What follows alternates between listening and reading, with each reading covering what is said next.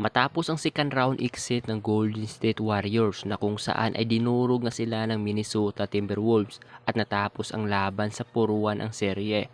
Dahil sa pagkatalo ng Warriors ay nakita agad ang malaking problema sa kanilang kupunan at isa nga dyan sa dahilan ay ang pagkaroon ng hamstring injury ni Steph, kaya naman hindi na nga siya nakalaro simula Game 2 hanggang sa Game 5, subalit hindi na nga nananalo ang Warriors sa serye na walang Steph sa laban.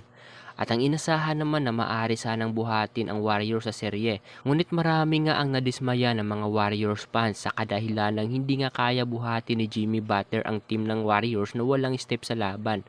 Patunay lang ito na si Steph ang malaking problema ng Warriors kapag nagtamo nga ito ng injury sa laban. Dahil sa hindi nga mananalo ang Warriors ng walang Steph sa laban. Kung nagkataon na noong first round pa lang versus Houston Rockets ay nagkaroon na ng injury si Steph at hindi nga nakalaro sa Game 1 ng Wizzy Miss, ay baka nga siguro sweep ang aabutin ng Warriors kung nagkataon. Dahil isang game lamang ang nakuhang panalo ng Warriors sa Minnesota at yun nung Game 1 bago nagkaroon ng injury si Steph sa second quarter ng laban. Kaya naman malaking katanungan kung hindi lamang nagkaroon ng injury si Steph ay baka nga siguro ay naiba ang takbo ng serye sa laban.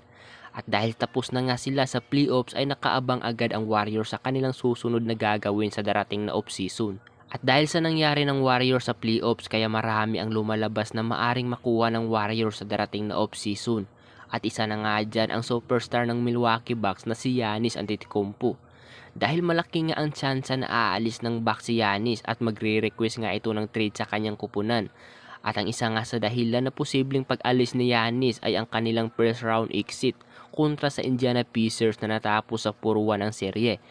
Dahil gusto nga ulit ni Giannis na makabalik sa NBA Finals at yun ang rason kung bakit gustong magpa-trade ni Giannis sa mga team na may isang superstar. Binigyan naman ng Milwaukee Bucks si Giannis ng isang Damian Lillard ngunit injury prone na nga ito, kaya paminsan-minsan ay nasa 10 points below nga lang ang ginagawa ni Dame sa laban. At hindi man labong mangyari ang Steph at Giannis duo sa Warriors ngayong offseason dahil wala nga talagang imposible sa NBA.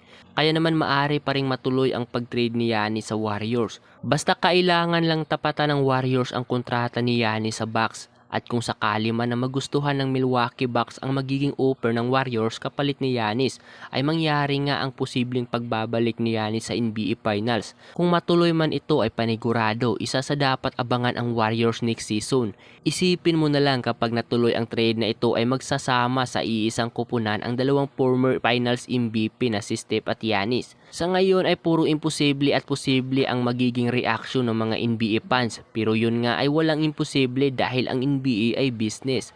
Iyong kay Luka Doncic nga ay naging posible at ginulat ang mga NBA fans na na-trade siya ng Dallas patungo sa Lakers kapalit ni Anthony Davis. Kaya abangan na lang natin sa darating na offseason kung matuloy ba ang pag-alis ni Giannis Antetokounmpo sa kanyang team na Milwaukee Bucks.